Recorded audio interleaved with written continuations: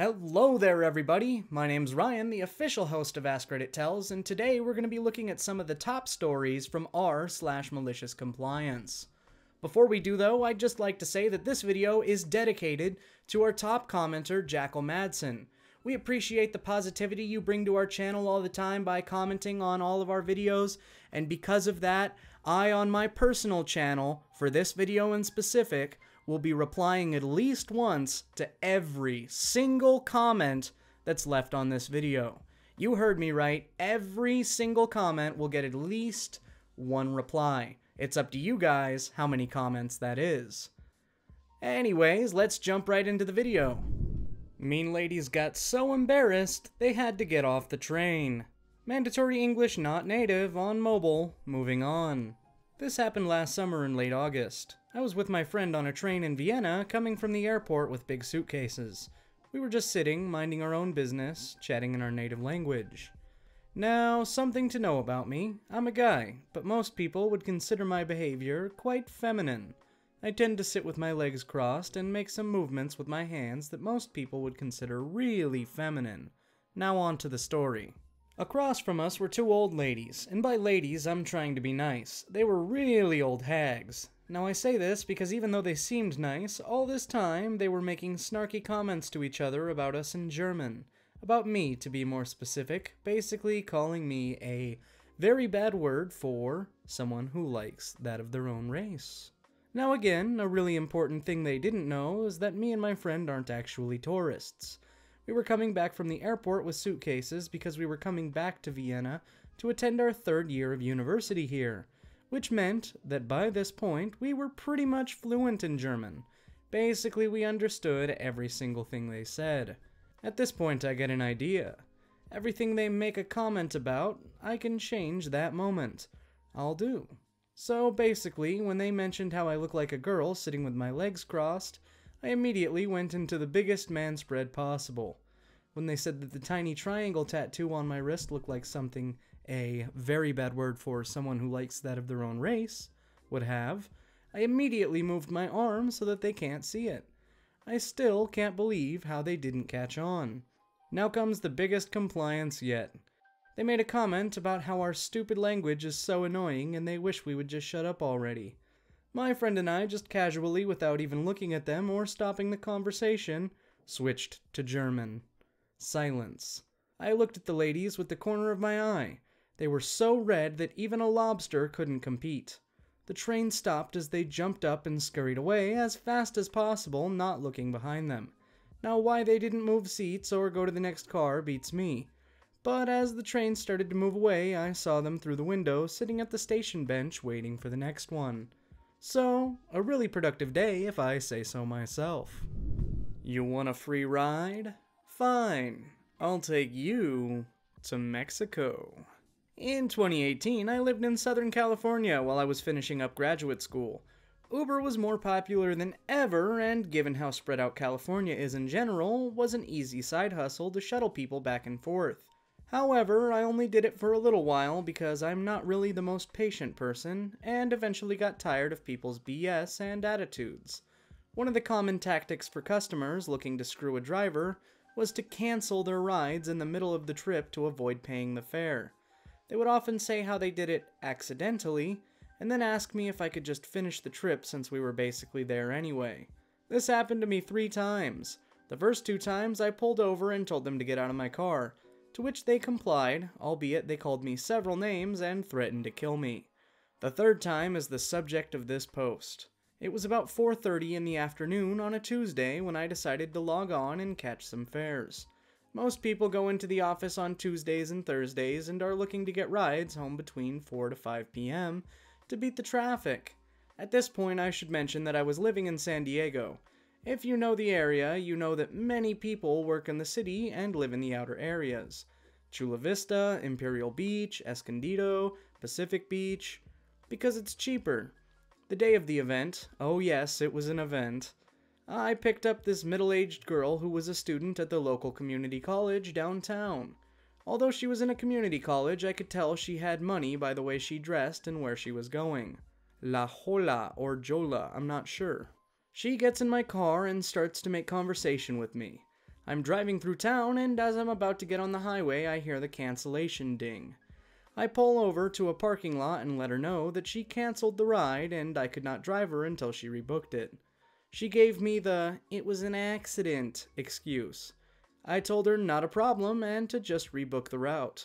Well, at this point, all of those people I told you about earlier had just got off of work and were in what I call the power hour of maximum surge pricing. La Jolla, or Jola, I'm still not sure, is like 25 to 40 minutes from downtown San Diego, depending on traffic. I looked at, and the trip would have cost her $70. She told me that she wasn't going to pay that. I said fine, and I asked her to exit my vehicle. She refused and told me to take her home, like I was her chauffeur. At this point, I was pissed, and I wouldn't have done it even if she gave me $100 cash. I didn't really need the money. I asked her politely again, she refused, and I had never really gotten to this point before. The other two people were guys, and I would have had no qualms about yanking their asses out by force, and beating them in the middle of the highway. However, that wouldn't have been a good look in this situation. I thought about going to the police, given they were 3 blocks from the headquarters, but I wanted her to feel the burn. Cue malicious compliance. I asked her if she wanted a free ride. She suddenly perked up and said, "I knew you'd come around, you're such a nice guy." I said, "Buckle up," and we got on to Interstate 5. Here's the part where I tell you that San Diego is 16 miles from the Mexican border. I also keep my passport in my glove compartment because I did volunteer work in Rosarito every so often. We were about 4 minutes into the ride when she asked where we were going. I turned around and told her, "I'm going to Tijuana, and I'm glad you could join me. I hope you brought your passport." At first she didn't think I was serious, but by exit 4 she started to panic. I told her she was welcome to get out at any time, but she needed to make a decision soon, because after we passed exit 1 there was no turning back. I also told her that I wasn't taking her back. Well, she got the message and pleaded for me to pull over. I pulled over and dropped her off at the outlet mall in San Yestero at the border. Hope I pronounced that right. Just for shits and giggles, I checked the Uber rate from the mall to La Jolla or Jolla, still not sure on that, and the cheapest rate was $87 for a pool ride. I didn't make any money that night, but that was the richest experience I had while being a rideshare driver. I stopped about 1 month later and sold my car. Edit, for those concerned that I was going to kidnap this chick, I communicated with both Uber support and a few of my friends to let them know she would not get out of my car after being asked repeatedly prior to driving towards the border.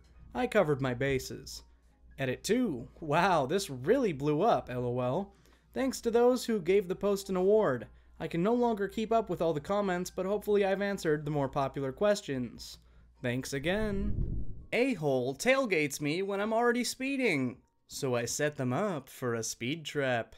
I was driving home from a get-together and was going 65 to 67 kilometers per hour, about 41 miles per hour in a 37 mile per hour zone.